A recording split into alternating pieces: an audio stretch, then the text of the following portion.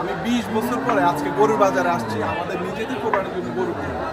গত 20 বছর আমার কপালে হয় নাই বাজারে এসে আমি নিজে গরু দেখে কিংবা গরুর বাজারে এসে হাঁটবো দেখবো।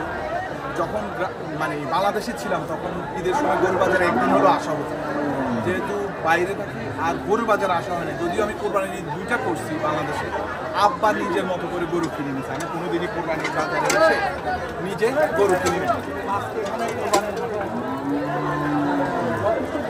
যথেষ্ট মানুষ আছে, বাট এই বাজারটা অত বড় না, বাট যথেষ্ট বড়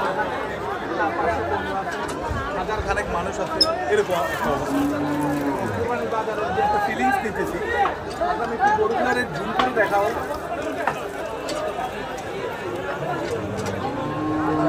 তো আপনারা আমার এই 20 বছর পরে গরু বাজারে আমি বলছি গরু বাজারে আসলে আপনারা শর্ট প্যান্ট পরে আইবেন, একটা কাদা মাটির জুতা পরে আইবেন, এরপরে এমন ড্রেস পরে এনে দেখতে যেন গোবর গরুর পেশাব এগুলো লাগতে পারে, আপনাদের পায়ে অনেকে পাড়াইতে পারে।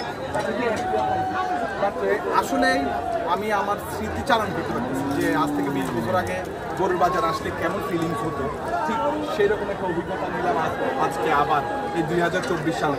তো আমার বাংলাদেশে এই শর্ট টাইমে আসার জন্য হলেও এটা একটা এক্সপিরিয়েন্স হয়ে থাকে। সবাইকে ধন্যবাদ যারা দেখছে।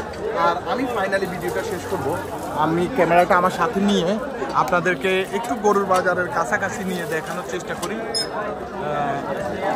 এই যে দেখেন গরু আর মানুষ, এই সিরিয়ালে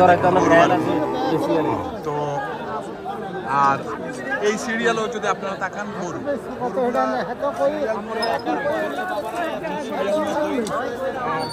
মানুষ আবার মাঝখান দিয়ে ঢুকে ঢুকে দেখতে পারে। এই যে দেখেন তো গরু এখানে অ্যাভারেজ আমার কাছে লাগে 1.5 লাখ টাকা দামে গরু বিক্রি হচ্ছে, অ্যাভারেজ 1.5 লাখ টাকা, আবার 2-2.5 লাখ টাকারও একটা গরু আছে, বাট অ্যাভারেজ আমি বলবো 1.5 লাখ টাকা, একটা 1 লাখ আর একটা 2 লাখ, তো অ্যাভারেজ 1.5 লাখ হয়। এই যে দেখেন অনেকগুলো গরু আছে। সো সবাইকে ধন্যবাদ যারা আজকের ভিডিওটি দেখেছেন।